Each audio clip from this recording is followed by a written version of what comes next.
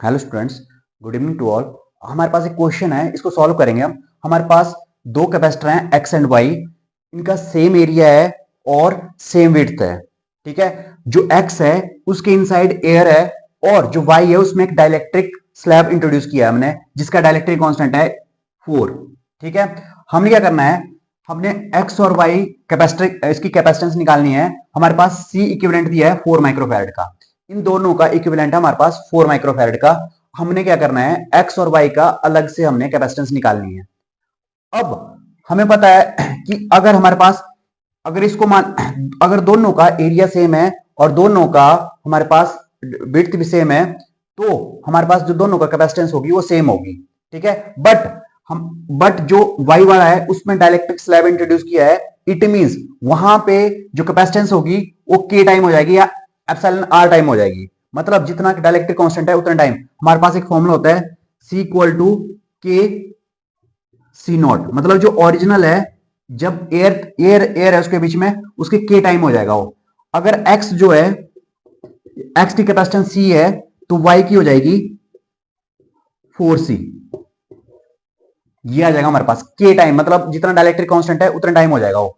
अब हमने सी इक्विवेलेंट दिया हुआ है, दोनों कॉम्बिनेशन जो है सीरीज में है। हमें पता है कि जो सी इक्विवेलेंट होता है सीरीज में, सी equivalent equal to C1 C2 upon C1 plus C2। Value put कर दो, C1 क्या है, C into 4C upon C1 plus C2। हमारे पास आ गया 4C square upon 5C, C से C कैंसिल हो गया, हमारे पास आ गया 4 अपॉन 5 इंटू C।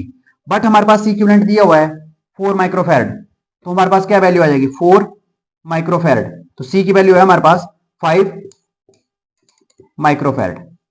4 से 4 कैंसिल हो गया, 5 माइक्रोफैरड। हमारे पास सी आ गया 5 माइक्रोफैरड, तो एक्स की वैल्यू आ गई 5 माइक्रोफैरड और वाई की वैल्यू क्या हो जाएगी हमारे पास, 4 इंटू 5 20 माइक्रोफैरड। ये आ गया हमारे पास एक्स की वैल्यू और ये आ गई वाई की वैल्यू। एक्स क्योंकि सी के बराबर है, ये आ गया 4 माइक्रोफैरड और ये आ गया 20 माइक्रोफैरड। 4 नहीं है, 5 है, 5 माइक्रोफैरड और एक आ गया 20 माइक्रोफैरड। अब दूसरा पूछा है इसमें potential difference between X and Y, X और वाई के बीच में पोटेंशियल डिफरेंस। अगर कैपेसिटर को सीरीज में कनेक्ट किया है, इट मींस वहां पे चार्ज होगा सेम होगा। तो हमें पहले टोटल चार्ज निकालना पड़ेगा इसका। तो टोटल चार्ज क्या होगा इसका, Q equal to CV, C equivalent होगा इसका। तो Q किसके बराबर आ गया, C इक्विवेलेंट आ गया हमारे पास 4 इंटू हमारे पास जो वोल्टेज है वो है 15, ये आ गया हमारे पास 60 कूलम। ठीक है, 60 कूलम है माइक्रो कूलम, 60 माइक्रो कूलम आ गया इसका ऊपर टोटल चार्ज।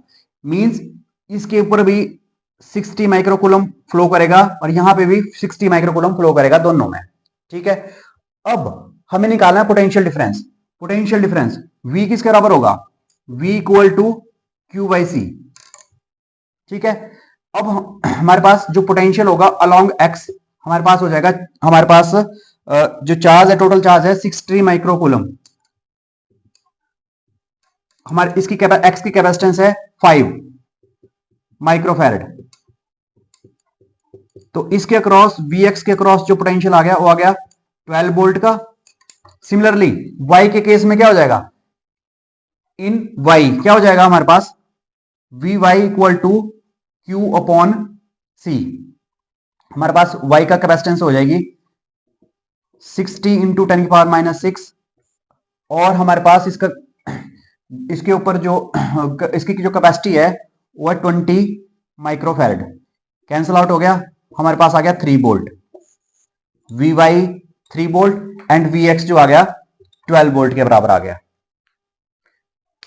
12 प्लस 3 15, क्योंकि जो पोटेंशियल होता है स्केलर क्वांटिटी है, स्केलर क्वांटिटी है algebraic sum of all the potential. 12 plus 3 15। Next है हमारे पास, हमने निकालनी है रेशियो। रेशियो निकालनी है हमने एनर्जी एक्स में और एनर्जी वाई में,